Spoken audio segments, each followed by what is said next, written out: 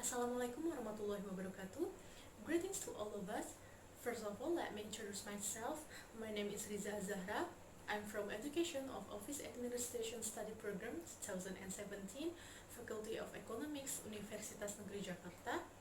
I will present you all about my implementation of work practices report in Direktorat Jenderal of Custom and Excise.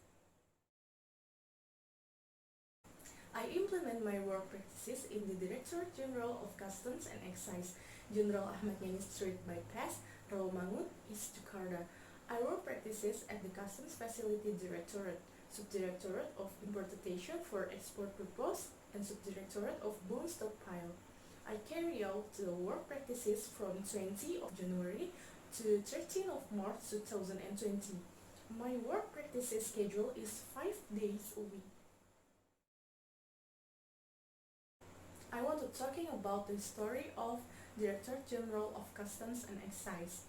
Director General of Customs and Excise is an Indonesian government agency under Ministry of Finance that serves the community in the field of customs and excise.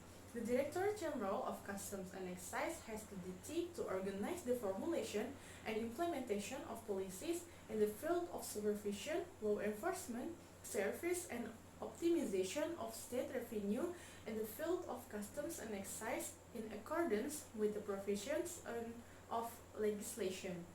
The Directorate also carry out some basic tasks of the Ministry of Finance in the field of customs and excise, in accordance with policies established by the Minister and securing government policies relating to the traffic, goods entering or leaving the customs area, and the collection of import duties and excise and other state levies based on legislation applied.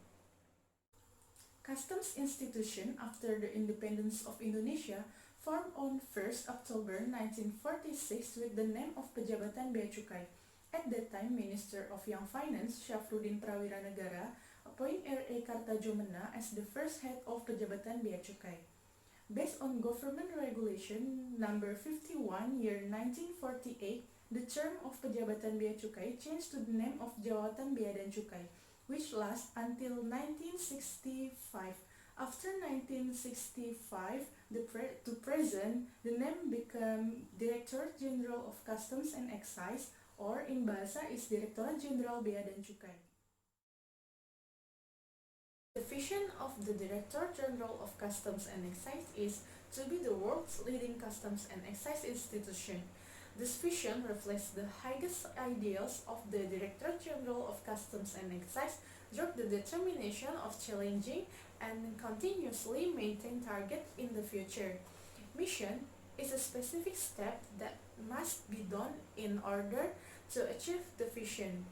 The mission of the Director General of Customs and Excise is: first, we facilitate trade and industry; second, we maintain borders and protect Indonesian people from smuggling and illegal trading; and third, we optimize state acceptance in the customs and excise sectors.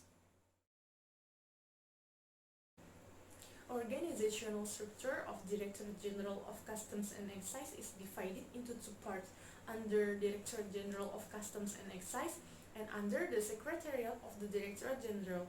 Under Directorate General of Customs and Excise is Directorate of Customs Affairs, Directorate of Customs Facility, Directorate of Excise Affairs and Facility, Directorate of International Customs and Interagency, and Directorate of Appeals, Objection and Regulatory, Directorate of Customs and Excise Information, Directorate of Internal Compliance, Directorate of Customs and Excise Audit, Directorate of Prosecution and Investigation, and Directorate of Revenue and Strategic Planning.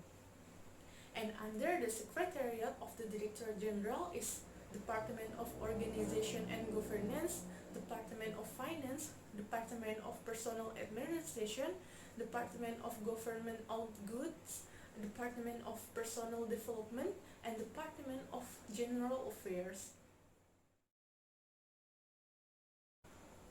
Directorate of Customs Facility consists of Subdirectorate of Tariff Exemption, Subdirectorate of Bone Stockpile, Subdirectorate of Mining Affairs, Subdirectorate of Importation for Export Purpose, Subdirectorate of Free Trade Zone, and Subdirectorate of Special Zone.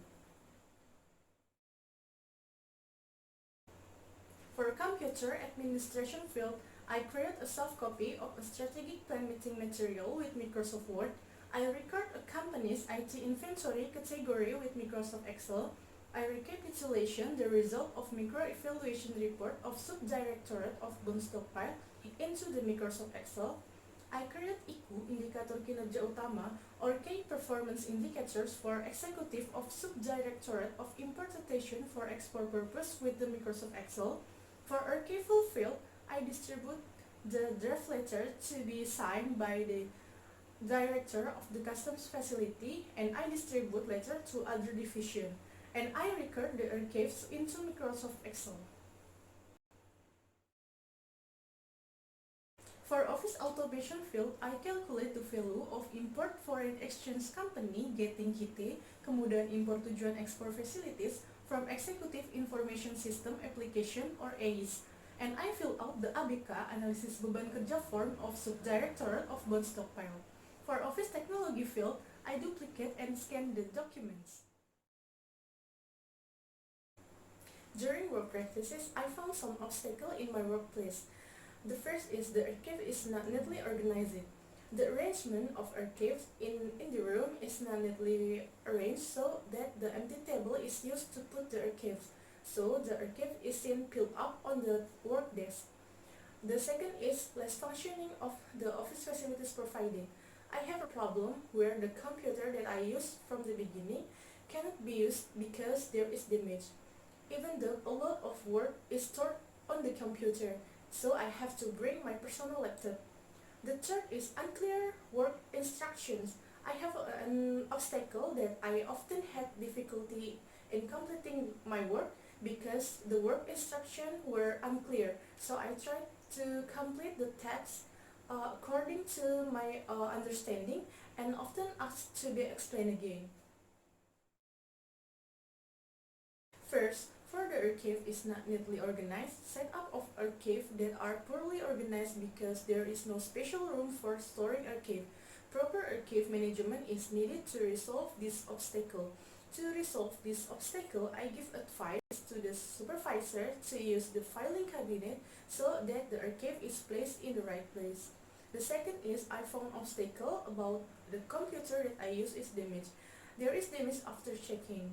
Maintenance of office facilities is needed to resolve this obstacle. To resolve this obstacle, I use my personal laptop as an alternative. And the third is, I often have problems with unclear work instruction, so I often feel confused doing my work. To resolve this obstacle, I ask again about the unclear work instruction to the supervisor until I really understood so that I can do the assignment correctly. Work practice activities are very beneficial for me because it's one of the only activities to get work experience before entering the real world of work. The advice I can give to the company is I recommend that the company use the filing cabinet to put the archive so that the archive is placed in the right place. I recommend that the company always do regular checks to see if the office facilities are still functioning properly. The advice I can give to the Universitas Negeri Jakarta is Universitas Negeri Jakarta should provide work practices briefing to students who will carry out work practices. Faculty of Economics and Universitas Negeri Jakarta must establish good relations with companies in various fields. And the advice I can give to students is students should be able to respond to obstacles with professional attitudes, and students must have the courage to speak to a supervisor at the work practice if there are obstacles.